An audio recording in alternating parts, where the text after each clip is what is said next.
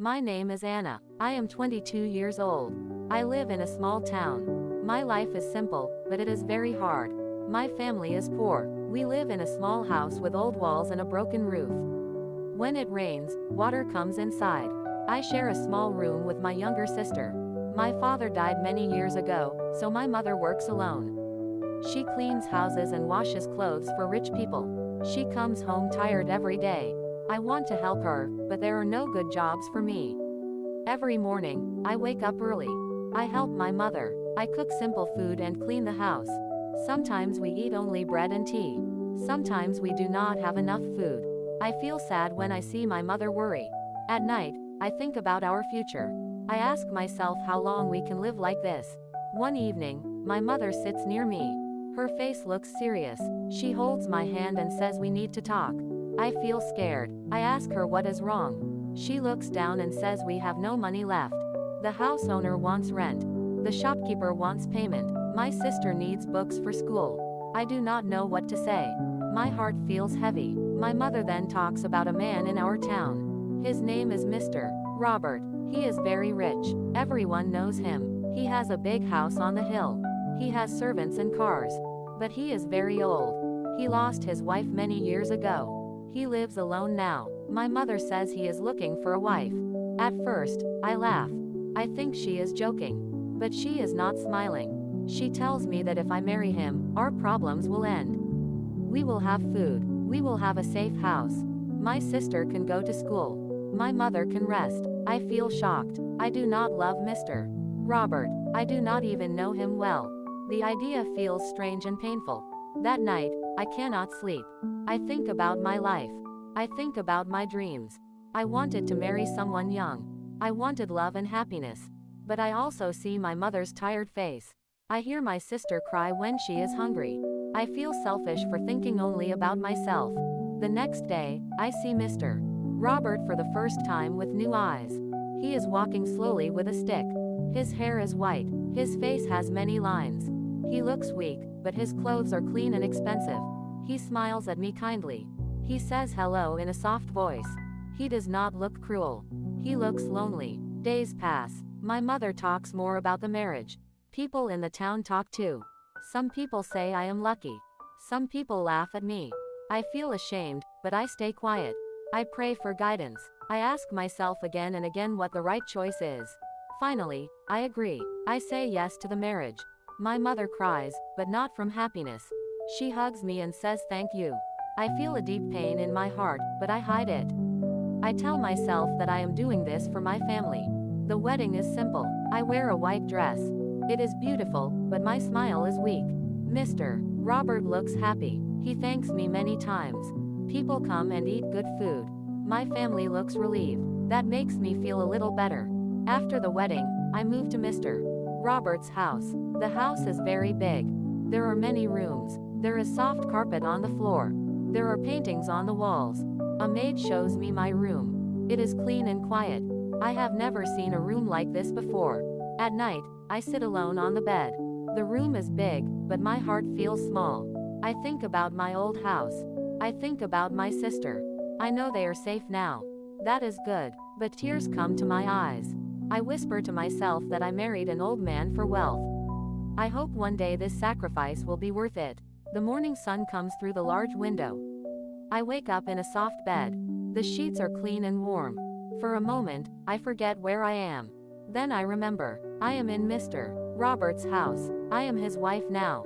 I sit up slowly and look around. The room is quiet. It feels like a hotel, not like a home. A maid knocks on the door. She smiles and asks if I need anything.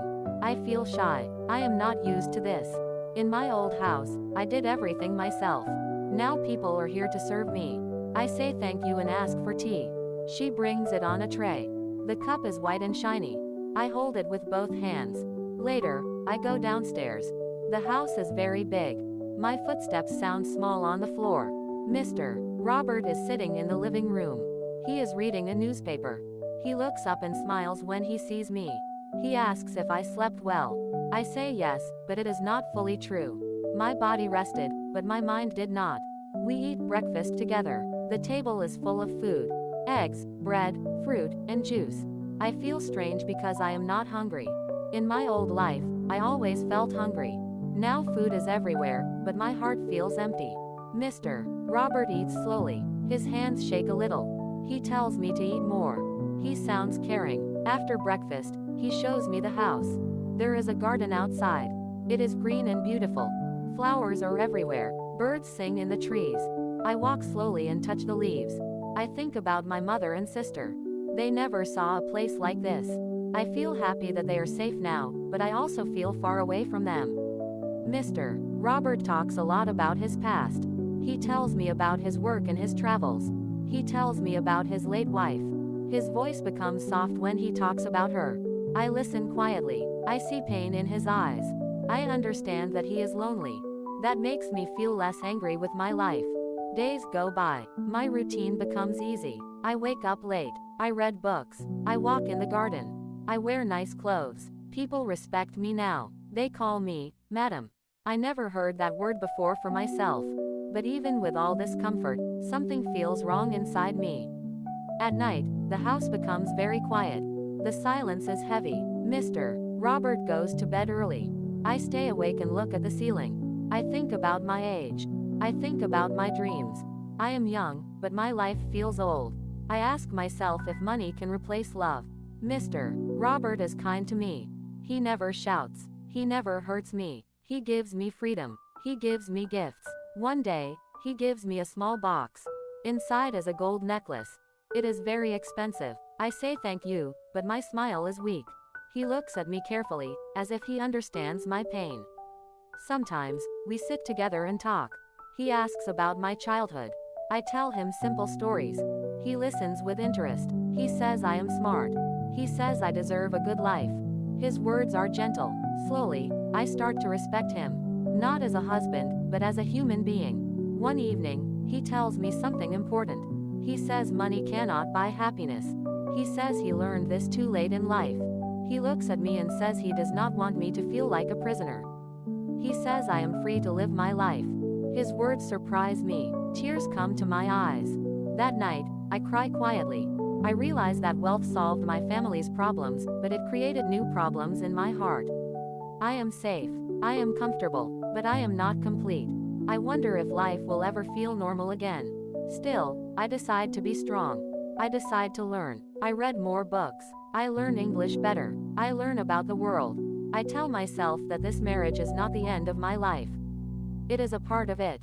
I do not know what the future holds, but I know I must keep going. As I look out of the window, I see the moon in the sky. It is bright and calm. I take a deep breath. I am living a life I never planned. I married an old man for wealth. Now I must learn how to live with this choice. Days turn into weeks, and weeks slowly turn into months. Life in Mr. Robert's house becomes quiet and predictable. The same morning tea, the same breakfast, the same garden walk, the same gentle voice asking me if I slept well. Everything is peaceful, yet I feel something missing deep inside me. The silence of the house starts to feel louder each day. I try to smile and act happy, but sometimes when I look into the mirror, I see a stranger. The young girl who once dreamed of love and laughter is now someone else, someone calm on the outside but full of questions inside. Mr. Robert is good to me. He never treats me badly. He buys me beautiful clothes, soft scarves, and even a piano, though I do not know how to play it. He tells me stories of his youth, how he worked hard to build his business, how he lost friends, and how he met his first wife. He speaks with sadness but also with pride. I listen because I respect him, but sometimes I feel like a daughter listening to her father, not a wife listening to her husband. When he laughs, I try to laugh too, but my heart doesn't always follow. Every day I write letters to my mother and sister. I send them gifts and money. My mother always writes back, saying how happy she is that I am safe and comfortable. She tells me that I have done the right thing. Her words make me feel warm, but also empty. They remind me that my comfort came from sacrifice. I wanted to give my family a better life, and I did, but I gave away my freedom in return. Sometimes I wish I could walk in the street again, freely, without people calling me, Madam, or looking at me with curiosity. One afternoon, I sit with Mr. Robert in the garden. The sky is clear and blue. The flowers smell sweet. He looks at me and says softly, "Anna, are you happy?" The question surprises me. For a moment, I cannot answer. I look down and play with the ring on my finger. I finally say, "Yes, I am happy." But we both know it is not true. He smiles sadly, as if he expected that answer. He takes my hand gently and says, "You do not need to pretend. I understand." His voice is kind, and his eyes are full of wisdom. For the first time, I feel seen, not as a wife, not as a young woman who married for wealth, but as a person. From that day, things begin to change a little. Mr. Robert tells me I should not feel like a prisoner in the house. He encourages me to go out, visit places, meet people, and learn new things. I start to take walks in the town. At first, I feel strange walking alone, but soon I begin to enjoy it. I visit a small library. I read books about art, about life, about strong women who made their own choices. Reading makes me feel alive again. It reminds me that life is not finished. One day in the library, I meet a young woman named Sarah. She works there as a librarian. She is kind and cheerful. We start to talk and soon become friends. For the first time in a long while, I have someone to talk to who is my age. I tell her that I live with an older husband, but I do not tell her why I married him.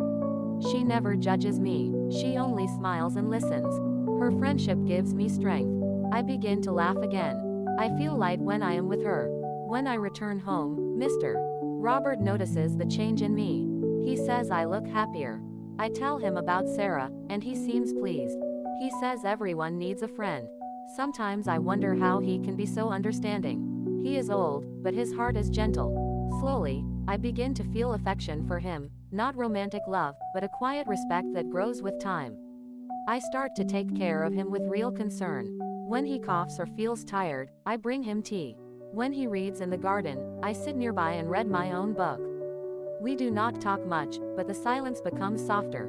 One evening, as we sit watching the sunset, he says something I never forget. He says, "Anna, life gives us choices, but sometimes the right choice does not make us happy. Still, it teaches us something important." I think about his words for many nights.